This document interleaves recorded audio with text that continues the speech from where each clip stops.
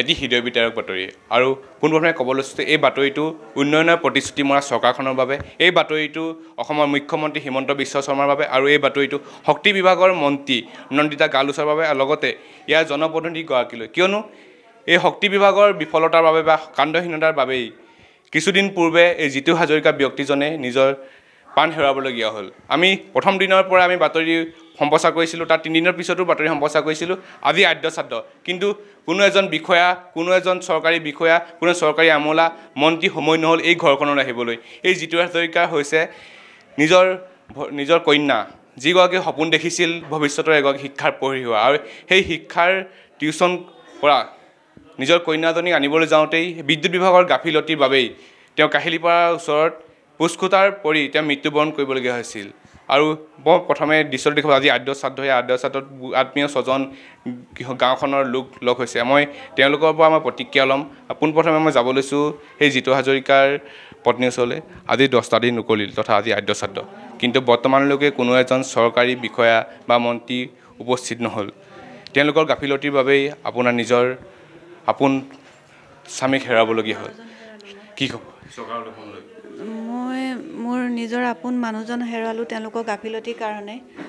APDCL বা চৰকাৰী ফালৰ পৰা কোনো এজন মানুহে মোক খবৰ ল'বলৈ অহা নাই মোক খবৰ ল'বলৈ অহা নাই মোৰ ছোৱালী মোৰ ঘৰখন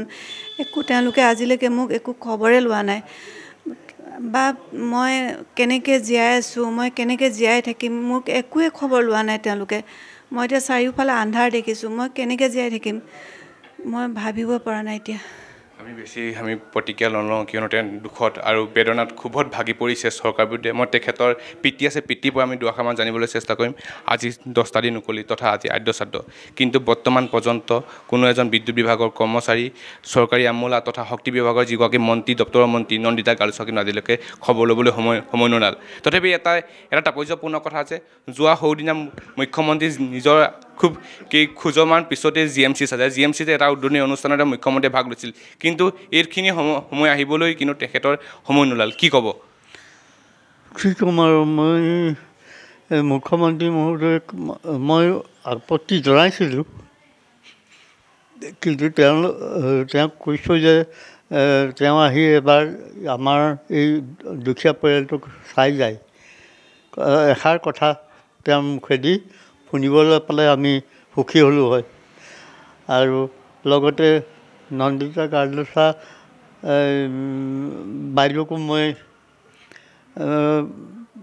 কৰিছোঁ শক্তি বিভাগৰ মন্ত্ৰী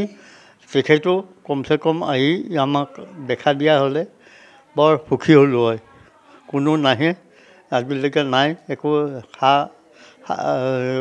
খা খবৰ কোনো সেইবিলাক কৰা নাই আৰু মই কি ক'ম মোৰ আৰু ক'বলৈ হেৰি নাই আৰু ৰাস্তা নাই এয়াই আছিল পিতৃ প্ৰতিক্ৰিয়া মাত্ৰ এটাই কথা তেওঁলোকৰ এই পৰিয়ালটোক এটি সংস্থাপন লাগে এই পৰিয়ালটোক এদিন সেই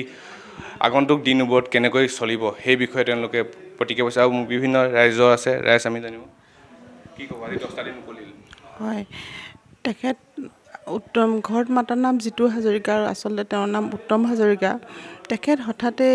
এনেকুৱা এটা দুৰ্ঘটনাত পতিত হ'ল যিটো নেকি সম্পূৰ্ণৰূপে APDCLৰ তেওঁলোকৰ মানে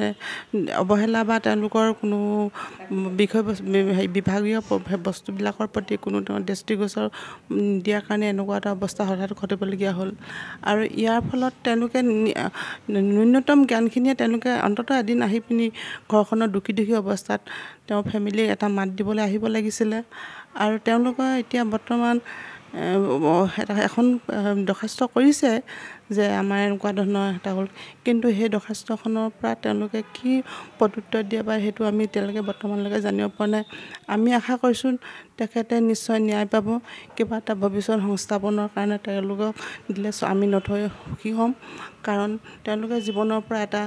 মূল্যৱান সম্পদ হেৰুৱাবলৈ যি নেকি ঘৰখনৰ একমাত্ৰ উপাৰ্জনকাৰী ঘৰখনৰ বৃদ্ধ পিতৃ মাতৃ আৰু পৰিয়ালবৰ্গক পোহপাল দি আছে সেই আমি অতিকৈ দুখিত আমি চৰকাৰ ফালৰ পৰা বিনম্ৰ অনুৰোধ জনাইছোঁ যে তেওঁলোকে এটা সৎ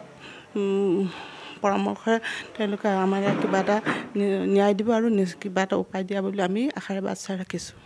প্ৰতিজন আত্মীয় এটাই কথা খুব আৰু বেদনাৰে তেওঁলোকে পৰিয়াল নিজকে সান্তনা দিছে আৰু বহুতন আছে আত্মীয় মই তেওঁলোকক জানিব এই বাইদেউটো কৈছে আৰুনো কি ক'ম, এই বিদ্যুৎ ব্যৱহাৰৰ গাফিলতিৰ কাৰণে হৈছে। খালি আমাক এতিয়া বেছিকৈ নকওঁ, মানুহগৰাকীক মুঠতে ন্যায় দিব লাগে আৰু তেওঁক এটা সংস্থাপন এটা দিলে মানে ভাল, তেওঁ ভৱিষ্যত ছোৱালীজনীক লৈ থাকিব পাৰিব আৰু আমি সেইটোৱে বিচাৰোঁ আৰু। এয়াই আছিল তেওঁলোকৰ প্ৰতিক্ৰিয়া। মাত্ৰ মোৰ মা হয়, এতিয়া কোনো নাই ঘৰত, খুৰাক এটা আছে, তেওঁ সেই অসুখী নিচিনাই। আমাক কোনে চাব, এই ছোৱালীটো বা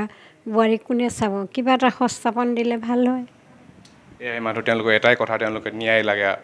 আমি আশা কৰিছোঁ, আমাৰ মুখ্যমন্ত্ৰীলৈ আমি এটা অনুৰোধ কৰিছোঁ, এই পৰিয়ালটোৰ এবাৰ চাওক আৰু এই পৰিয়ালটোক এটা সংস্থাপনৰ বাট মুকলি তেওঁলোকৰ যি জীৱন প্ৰণালী, সেই জীৱন প্ৰণালী আগৰ দৰে কৰি পেলাওক। ধন্যবাদ।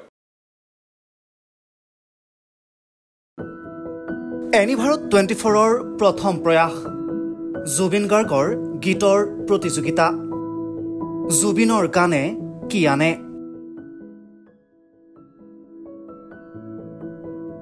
অডিশ্যনৰ বাবে যোগাযোগ কৰক